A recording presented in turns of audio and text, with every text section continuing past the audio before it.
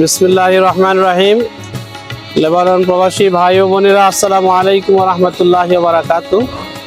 আজকে পবিত্র ঈদুল ফিতরের নামাজ আমরা এইমাত্র সমাপ্ত করলাম। পবিত্র ঈদের এই দিনে লেবানন প্রবাসী সকল ভাই বোনদের প্রতি আন্তরিক সালাম, শুভেচ্ছা এবং ঈদ মুবারক, ঈদ মুবারক, ঈদ মুবারক।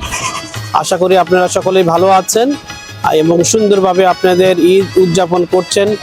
আপনারা নিশ্চয়ই দেশে পরিবার পরিজনের সাথে আপনাদের কথাবার্তা হচ্ছে।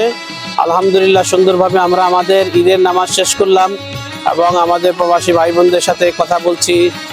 পারস্পরিক আমরা ঈদ শুভেচ্ছা বিনিময় করছি।